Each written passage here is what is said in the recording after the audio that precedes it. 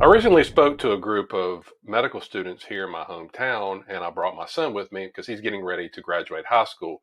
So I wanted him to be in on this conversation because after about 20 years of experience of practicing, I wanted to take what I've learned and having somebody in their situation, if I could go back to myself how I was about 20 years ago, what would I have liked to learn had I known all this information now? So basically, I titled it What They Don't Teach You in Medical School, and really, it should be what they don't teach you in high school, because really, I wanted just to break this down into as simple terms as possible.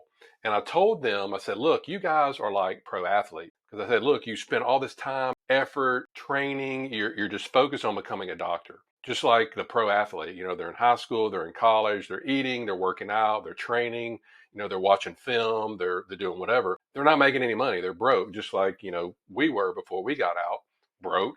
And then all of a sudden you get this big check dropped in your lap. And then what? You spent the last 10, 15 years training to become, whatever you are in your career, whether you're a physician, attorney, whatever, but you don't even know how to handle the money. We don't know how to handle our money because we're not taught. Yet we go to school the whole time to make money, yet we're never taught about money. They do all this training to get into the pros to eventually make good money, yet they're not taught about money. So I wanted to go and just give these kids just some things to think about. And I said, look, y'all got about another 6 to 8 years. Just spend 10, 15 minutes a day on your phone, YouTube and all that. We didn't even have that back then. So it's so easy that you could be learning about money, taxes, how to handle it along the way. So when you do get out and practice, you know how to do it. Talk to them about several things, but one of the things that I talked about is what we're going to discuss today. And that's actually the difference between the poor, the middle class, and the wealthy. And we're going to talk about it in the terms of income statement and balance sheet.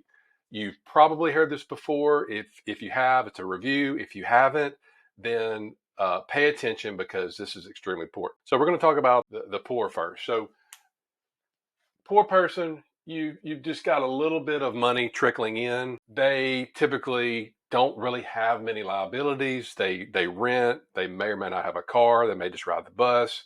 If you don't know the difference between asset and liability, which some of those medical students didn't, simple way to remember this: assets put money in your pocket. Liabilities take money out of your pocket. One of the questions that I asked them, I said, is your home an asset or liability? The majority of them said a home was an asset. And I told them, well, does it put money in your pocket or not? And they said, well, no, it doesn't. And I guess a liability. Girl in the front row raised her hand. She said, well, what if your home is paid off? I said, good question. If your home is paid off, is it putting money in your pocket or is it taking money out of your pocket? Are you still having to pay your taxes, insurance, maintenance? It's taking money out, of course, unless you're Airbnb in it. So again, the accounting out there and other people, banks and stuff, they're going to say that your car, if it's paid for, if your house is paid for, is an asset. If you're Ubering, it is. If you're Airbnb, it is. If somebody's renting, paying you. If not, it's a liability. All right. So again, for the poor, a little bit of money trickles in. They're paying their expenses. It basically is paying expenses, rent, food, that sort of thing. They're paying their bills. That's about it, right? And most of them don't, like I said, don't really own anything. So that's basically the gist of it. Now, the majority of our country are middle class, and you may be like me. You may have come from middle class. So you've got, based on the poor, you've got a little bit more money coming in. It could be a husband and a wife. So you could have two incomes coming in, better income, right? But everybody wants everything now, right? We see something on social media, we want it right away. We'll go put, charge it on a credit card. So this is the me society, right? And I was talking to these students, said, look, y'all are delaying gratification. I know that when you get out and you're 29, 30, 32 years old, all of your friends have been working for 10 years. You get out, they already have the nice cars, they already have the house and everything like that. So you immediately get out and you want to try to play catch up. All right. Actually, Dave Ramsey calls this doc-itis. So we just have all this pent up demand and we just start spending like crazy. Again, we're acting like the middle class, even though we shouldn't be. So anyway, what happens is the middle class, they start buying things they think are liabilities, what we just discussed: cars, boats, RVs. If you got a boat, you got to have maybe a summer home to put it in, whatever. But really, these are liabilities, and what happens? These liabilities produce expenses. So really, they're spending most of their money. They're looking good, but they're thinking they're purchasing assets. They're really purchasing liabilities, and all they're doing is just spending off expenses. Cars, car insurance, tires, maintenance, upkeep, houses, boats need storage, RVs need storage. So all of these things are spinning off expenses, and they can never get ahead. Again, they're middle class. They want to look good. A lot of them may live in pretty nice looking houses, pretty nice looking cars. Most of them have little to no money. They look good, yet they're broke. All right. So right now, I know that you're not poor, and you may or may not be in the middle class. You should be over here. We're going to talk about being wealthy, but with with this, I just want you to know the difference between the two and what you can do about it. All right. So what are we taught? And I was talking to them about this. I said, we're taught to, go to school, study hard, make good grades, get a good job, get a good career, and make all this money. Yet we never talk about money. But what happens when we get out? We get with an advisor or something like that. We get a job, so they get out. They may join a hospital, they may join a practice, something like that. They're going to get a salary. They're going to get the taxes taken out, which is going to be a lot of taxes, and they're going to have a 401k. Maybe they max out their 401k. And a lot of times when people think, oh, I'm maxing out my 401k, that's all I need to do. Yet, if you do that, you're going to be set for having to work for 30 or 40 years because you're going to have to worry about the stock market going up, the stock market going down. And again, you can't touch this until you're almost 60 years old. So this does not help you if you want to retire early or have the option to where work is optional 10 to 15 years, which most physicians, dentists, attorneys, they make good enough money they can do it, except what do? They live their life like this. All right. So again, let's talk about how you should be. I mean, you make enough money where you should be operating like the wealthy do.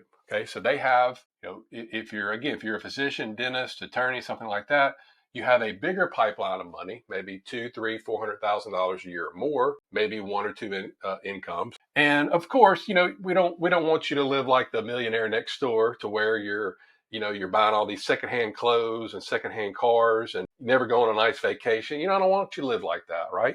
You are going to have some liabilities, house, maybe a boat or something like that are going to provide expenses that you're going to have to pay. That's just part of life.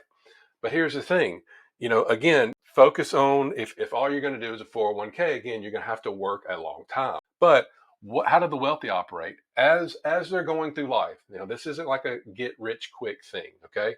As they're going through their life, they're also taking some of this money and it's peeling off to invest in something that we're never taught about, which is just insane to me because we're never taught about assets. Now, again, something that I did not point out over here at Poor Middle Class, what happens if you lose your job? How long, when you're in the poor middle class, how long can you operate? Probably not that long, right? But over here with physician and dentist burnout being so high, we don't want to get to that point, right? We want to get to the point where as quick as we can, work is optional. Focus on this. So focus on a little bit each year, live below your means so you have some extra money where you can invest in assets. Assets, again, these are things that put money in our pocket. So you may want to invest in other businesses. You may, I've written a couple of books. You may want to write a book. You may want to do an online course, something like that. Something where you have to actively do the work first, but after you do the work, it's going to pay you in perpetuity, right? So, you could do online courses. You could buy some dividend paying stocks. You could do that. One of my favorite asset classes is real estate. So anything that, guess what? This is all spinning off income. So it's going back up here. Just going to be a little trickle at first, and that's fine. But again, you're slowly doing this over time. You're slowly replacing this. What was cool when I first did when I first invested in my first real estate syndication, it was a $50,000 investment, and it was paying monthly. Most of them now pay quarterly, but it was paying monthly. Never forget this: $333.33, and it did that for about 4.5 years. So I was thinking, okay, well, I've just replaced like my water bill, gas bill, and cable bill. I've got an asset. It was actually an apartment complex in Dallas, syndication. I've just replaced a little bit of myself that's paying this bill. Next time I did it, added it to it. So it was $666.66. So again, slowly start to replace your expenses, your personal expenses. Even if you do half of your personal expenses, let's say your personal expenses are 10 grand a month. Okay, that's what you need. That's your car, your cars, your house payment, food, that sort of thing. Let's say you get to the point where you've got 5,000 a month coming in, but your goal was 10, but you only did 5. Well, heck, that's 5 more grand a month than if you would have been operating like how most people operate over here, right? So you can cut back now if you want to. Again, you are replacing your income. So if something happens to your income, whether it's temporary or permanent, guess what? You've got these other things out there that are producing money for you. And again, this is how the wealthy operate. Now, you hear a lot of times about, it doesn't matter if it's a Republicans or Democrats or whatever. A lot of times they're always focused on, hey, we're going to tax the rich. We're going to tax the wealthy. The wealthy are bad. We're going to go after them. Guess what? They don't care. Why? Because active income over here, this is where you're going to pay the most taxes, right? That's what I told these students. I said, look, you're going to pay 40, sometimes 50%, depending on where you live, federal, state tax, and whether you're employee or self-employed tax, 40 to 50% tax. This is what gets taxed. So when they talk about taxing the rich, this is what they're doing. They're raising the tax here. But guess what? These taxes are anywhere from 0 to 20%. These are taxed much less than this is. Most of the wealthy people have multiple streams of income. They have multiple streams of income and they're taxed at the lowest rate. They don't care if they raise the taxes because the taxes are focused on taxing the active or earned income. The physician, the dentist, the attorney, the nurse anesthetist, whatever, they're the ones that's all they're doing. They have the one source of income. Something happens to that. Something happens to you, whether you get hurt or sick, you can't practice. You keep raising the taxes, insurance reimbursements keep going down. You got to keep working over here. And I love this because my son, was up there. He's 17 years old right now, getting ready to turn 18. And I was talking about this. I said, what are some of the pros and cons of this, the way these things are? And he actually pointed out, I was really proud of him. So I wanted to toot his horn here. I was really proud of him because he said, in this poor or middle class, what you're doing up here, you're trading your time for money. And we never think about that. We just, when I got out of dental school, I was just thinking, when I sat down with the advisor, he's like, okay, we're going to get you a plan. If you do this, and this, man, when you're 65, you're going to have several $1,000,000, blah, blah, blah. So in my mind, I was already in it for the long haul. Okay, I got to work for 35 years. I've got to trade time for money. I have to see patients. I didn't know anything about this, right? I didn't know anything about this until snow skiing accident hurt my wrist. That was my wake up call. That's when I had started thinking, well, what happens if this shuts off? If this shuts off, I can't pay my bills. Okay. But if you operate like this and this shuts off, you can pay your bills, right? So again, this is not rocket science. It's just something, it's not get rich quick. It's just something that every month or every year, put a little bit of money. And this is really easy. It's what I tell people in my past investor circle. We have just a checking account. It's earmarked for assets. For us, it's real estate, but for you, it could be something else. Automate it, because just like your check, probably if you're an employee or if you're self-employed, you probably have money coming out automatically each month. If you want to keep doing the 401k route, good. But if you want to have financial freedom, go this route. We have money that comes out. It used to be every month, but now it's every week, goes into just a checking account. And all of these distributions, all of this income, as we're putting money in there, it's going into this checking account too.